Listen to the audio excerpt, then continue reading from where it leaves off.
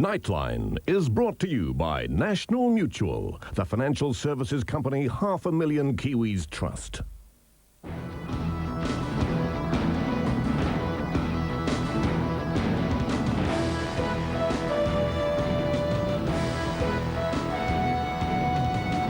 Tonight, good news at last for Kiwi troops used in nuclear weapons testing. Death and injury as a twister destroys towns in Minnesota. And the divine art of transforming places of worship into funky places to die for.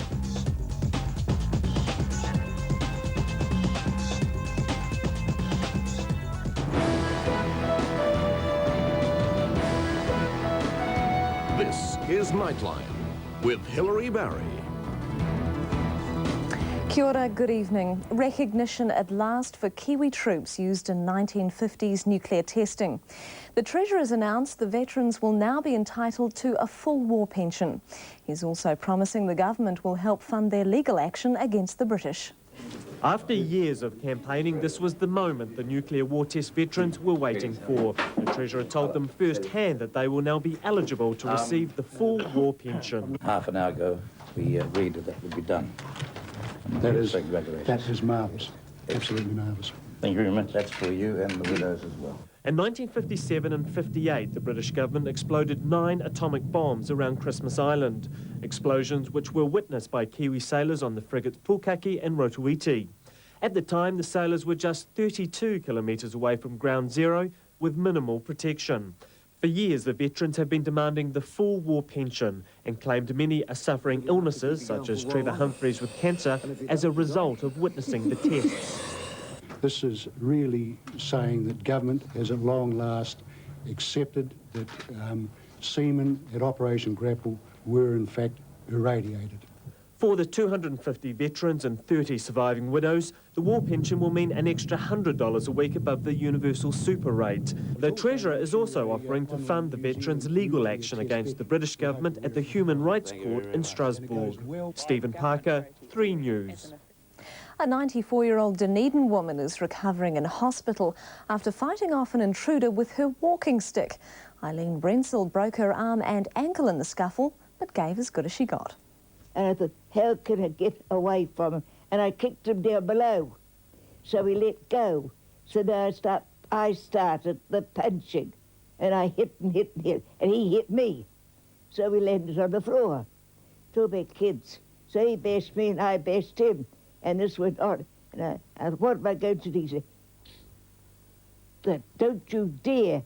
You take your hands off my mouth. You get out of here. It's my home. This is so anyway. The walking stick was on the sofa, and I said, "I'll fix you." A grisly death at a subdivision in Auckland tonight. A man was laying pipes at this site early this evening when a trench collapsed on top of him. Emergency services rushed to the scene, but it was too late to save him. Police have not released the man's name. The stepmother of a convicted sex offender believes his social workers should be in jail with him. She says the Children and Young Persons Service were warned about his behaviour but ignored it. The teenage paedophile has since been convicted of raping a 2-year-old and sexually abusing 2 older children.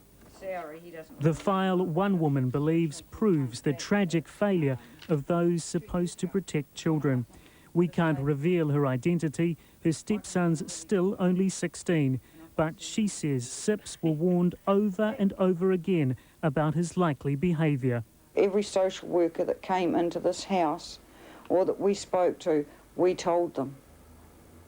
And they said it just would not happen. The couple have kept a huge pile of letters they wrote and reports. One from a psychologist was written 4 months before the attacks the boy is now jailed for.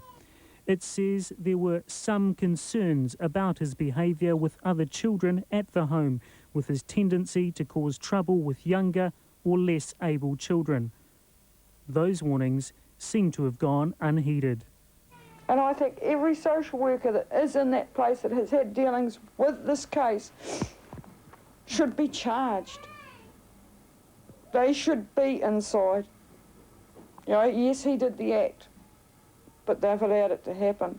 SIPS wouldn't comment today, simply saying they'd cooperate fully with the investigation by the Children's Commissioner. He says if there's fault, it will be found. This office is not going to stand by and see circumstances that allow 3-year-olds to be exposed to the sort of very dangerous, serious situation that happened in this case. For the stepson that could have been saved, it's all too late. As for his stepmother, she just wants to make sure there are no more unnecessary victims. Paul Yates, 3 News.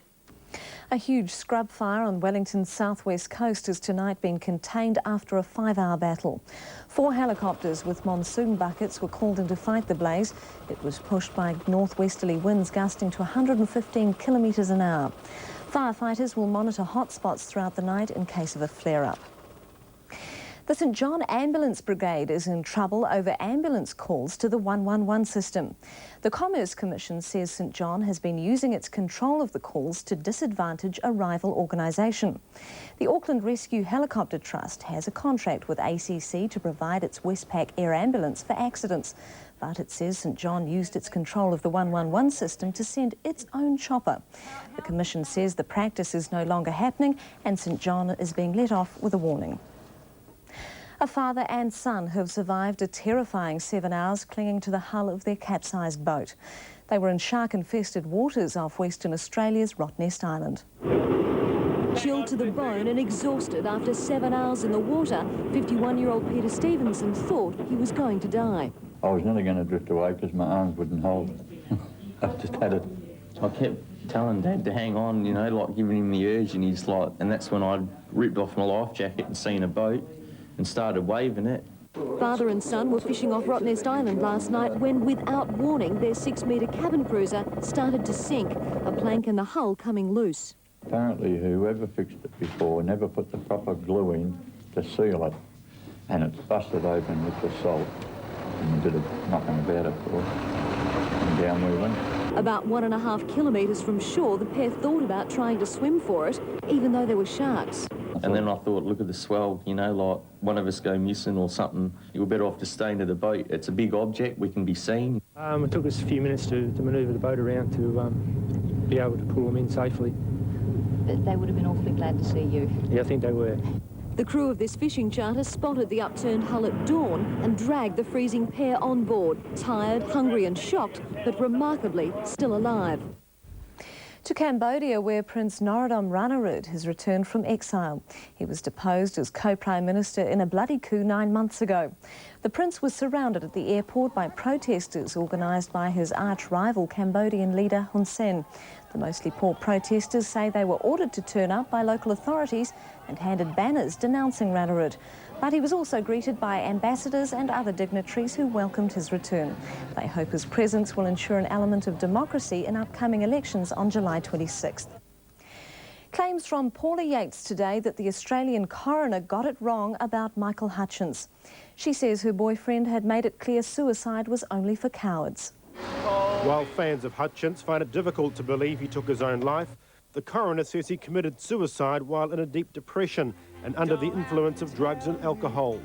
4 months since his death, Paula Yates is considering a legal challenge against the coroner's findings. In no way do I accept the coroner's verdict of suicide. I am going to be seeing my barrister. Despite the positives and pitfalls of life as a rock star, Yates claims Hutchence was above all a family man. He would not have left our baby.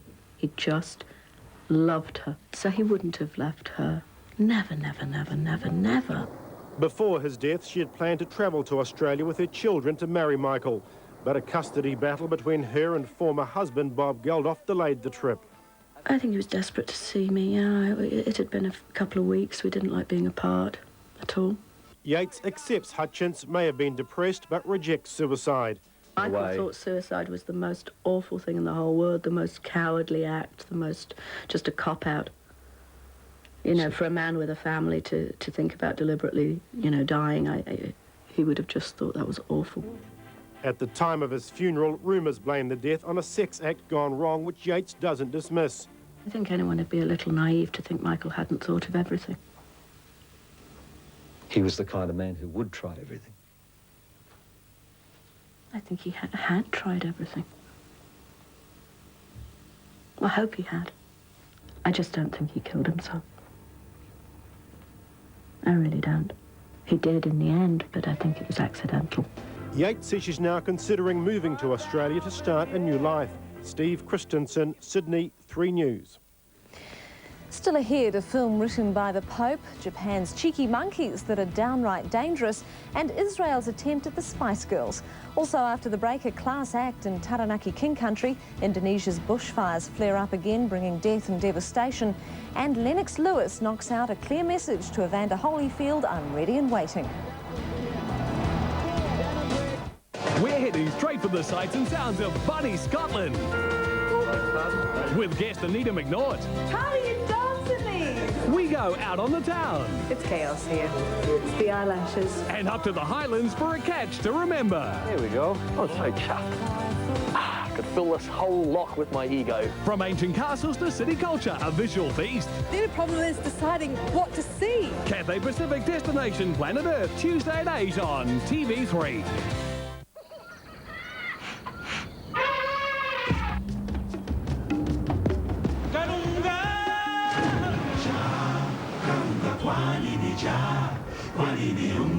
When you're hungry, Snickers really satisfies.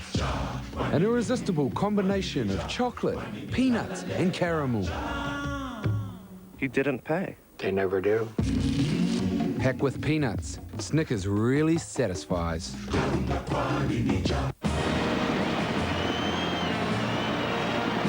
doesn't get any better than this! Super Bowl XXXII, San Diego. So, little William, what does Super Bowl mean to you? Well, it's like... He's very sensitive. 100 million viewers. Talk to me. Hey, I'm an artist, Chuck. My eyes are the lens. I look, I feel, I smell. Talk! Defense. Well, play action, fake, he's throwing wounded duck. Linebackers in deep safety. Boom, boom, boom. He's down, you know what I mean? I don't know what you're talking about. Tammy has been training for 6 months while working on her doctorate. Tammy! Okay, give me a bottle of San Diego Super Bowl Stadium's #1 beer, my man. You betcha. Judge the world's best beer. God bless America. Oh, no. God bless New Zealand. And they got the greatest football players in the world. No pads, no tights. They say they grow the world's finest hops. Green bullet hops? I never knew. At this most all-American event, they're drinking New Zealand's finest beer. They took the America's Cup, too. Sit down.